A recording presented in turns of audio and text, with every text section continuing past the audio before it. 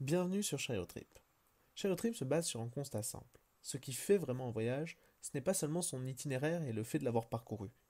C'est aussi la planification, le fait de pouvoir se visualiser déjà là-bas avant même d'être parti. Et surtout, les moments qu'on en ramène, les histoires qu'on partage avec sa famille, ses amis et le reste du monde. Du coup, Trip se base autour de trois grandes idées. Premièrement, s'inspirer des coups de cœur des autres voyageurs afin de trouver les endroits qui ont le plus de chances de nous marquer. Ensuite, organiser ces moments en un itinéraire, en une feuille de route claire qui correspond à nos envies et nos goûts.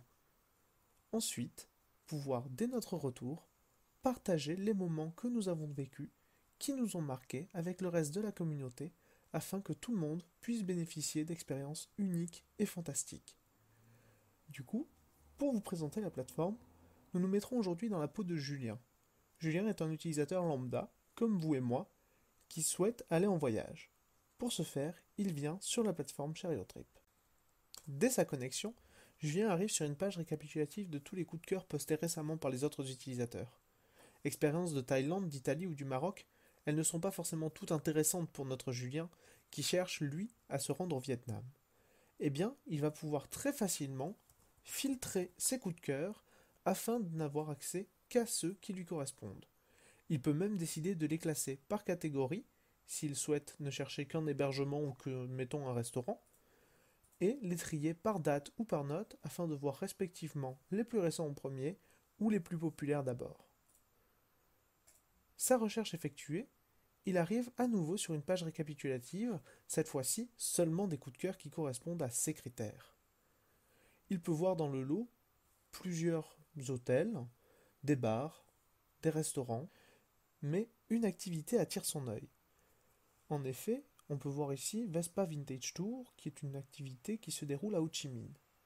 Souhaitant voir plus de détails, il se rend donc sur la page de l'activité.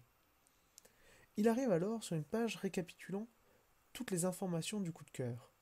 La date de publication, sa note moyenne, une description afin de pouvoir facilement se remettre en tête de quoi il s'agit, et surtout l'adresse.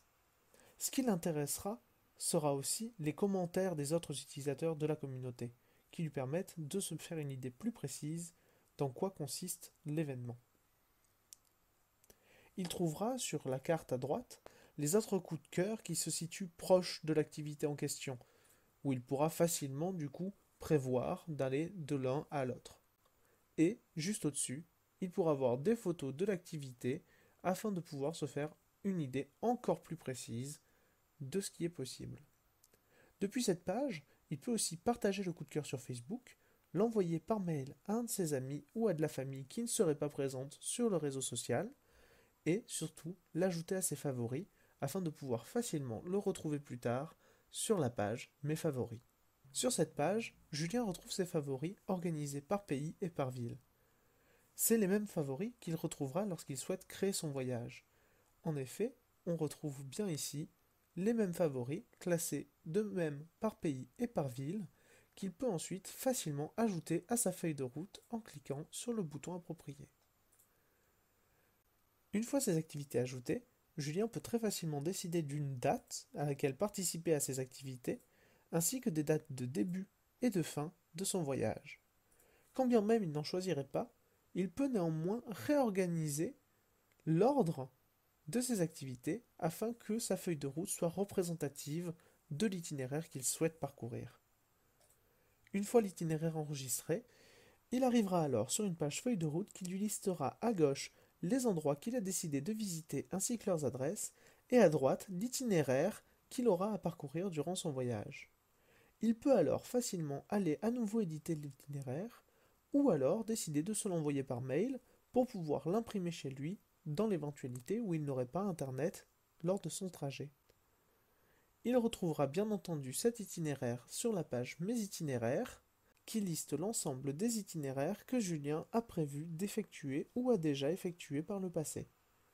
Bien entendu, dès son retour, Julien pourra venir partager avec les autres utilisateurs les moments qui l'ont vraiment marqué et les endroits insolites qu'il a pu découvrir. Par exemple, ici, un pub qui lui aura tout particulièrement plu durant son séjour. Vous connaissez désormais le site aussi bien que Julien. À votre tour maintenant d'aller voyager, et nous avons tous hâte de voir ce que vous partagerez avec nous.